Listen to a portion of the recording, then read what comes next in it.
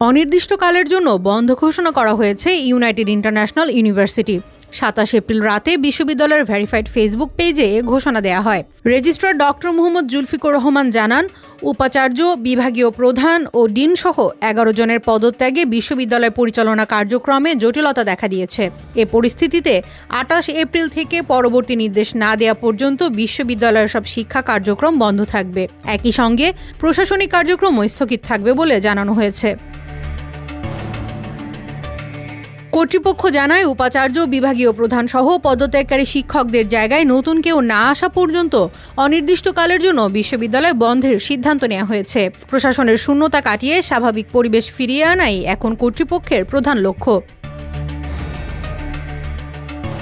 এর আগে উপাচার্য সহ ১১ জন বিভাগীয় প্রধানের পদত্যাগের বিষয়ে ব্রিফিং করে শিক্ষার্থীরা। জানায়, উপাচার্য আবুল কাশেম মিয়া ও সিএসই বিভাগের প্রধান নুরুল হুদা ছাড়া বাকি শিক্ষকদের পদত্যাগ চান না তারা। এ সময় বাকি শিক্ষকদের পদত্যাগপত্র প্রত্যাহারের দাবিও জানায় শিক্ষার্থীরা। তাদের ভাষ্যে, কিছু শিক্ষার্থীর আচরণ নিয়ে অসন্তোষ থাকলেও পুরো প্রশাসনিক কাঠামো ভেঙে পড়া কোনো সমাধান নয়।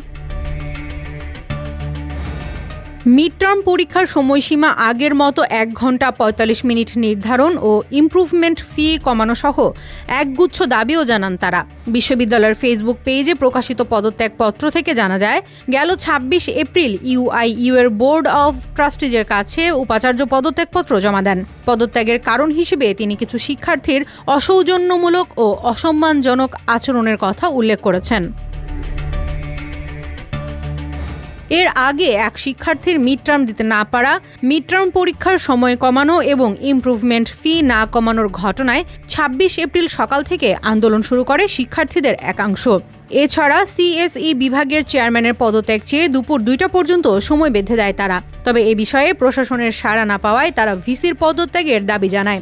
এক পর্যায়ে ভিসি সহ অন্য শিক্ষকদের ভিসির কার্যালয়ে অবরুদ্ধ করা হয়। পরে রাতে ভিসি এবং ১১ বিভাগীয় প্রধান একযোগে পদত্যাগ করেন। এমন অবস্থায় শিক্ষার্থীরা অভিযোগ করেন, বিশ্ববিদ্যালয়কে জিম্মি করতে এই সব বিভাগীয় প্রধান পদত্যাগ করেছেন। ভিসির পদত্যাগপত্রের ভাষা সংশোধনেরও দাবি তোলেন তারা। শিক্ষার্থীদের প্রতিনিধিদের সঙ্গে দফায় দফায় আলোচনার পর রাত ৪:৩০টার দিকে ভিসি ও অন্য শিক্ষকদের ক্যাম্পাস থেকে যেতে দেয়া হয়। বিশ্ববিদ্যালয়ের জনসংযোগ শাখার পরিচালক আবু সাদাত বলেন, ২৭ এপ্রিলও বিশ্ববিদ্যালয়ের নিয়মিত ক্লাস হয়েছে।